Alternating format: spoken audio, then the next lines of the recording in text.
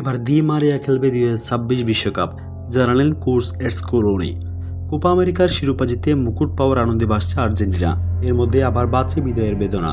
Copa আমেরিকার ফাইনালে যে আর্জেন্টিনার ফুটবলে শেষ আনহেল দি মারিয়ার, তাই তো ত্রিমুকুট উদযাপনের সঙ্গে আর্জেন্টিনার ফুটবলে আলোচনা তাকে নিয়েও। দি মারিয়ার বিদায় নিয়ে আলোচনায় সবচেয়ে বেশি আছে অনুরোধ শব্দটি। আর্জেন্টিনার সমর্থক দি মারিয়ার বক্তব্য থেকে শুরু করে কোচ আর সতীর্থরা তাকে অনুরোধ করেছেন অবসর না নিয়ে আরও কিছুদিন জাতীয় দলে হয়ে খেলতে। দি মারিয়া কি সেই অনুরোধ রাখবেন?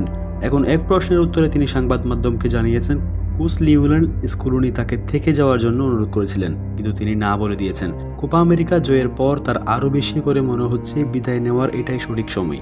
কিন্তু কলম্বিয়ার বিপক্ষে 1-0 গোলে জেতা ফাইনালের পর স্কলোনি সাংবাদিকদের বলেছেন, আগামী সেপ্টেম্বরে তিনি দি মারিয়াকে বিশ্বকাপ বাছাই পর্বের 2টি ম্যাচে চিলি ও কলম্বিয়ার বিপক্ষে আর্জেন্টিনার দলে রাখবেন।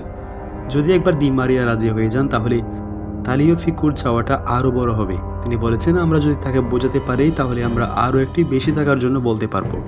আরও 1 বছর, এরপর আপনি যখন দেখবেন বিশ্বকাপ দুয়ারে দাঁড়িয়ে, আর মাত্র 1 বছর বাকি। প্রিয় দর্শক, দি মারিয়াকে ভালোবাসলে অবশ্যই চ্যানেলটি সাবস্ক্রাইব করবেন।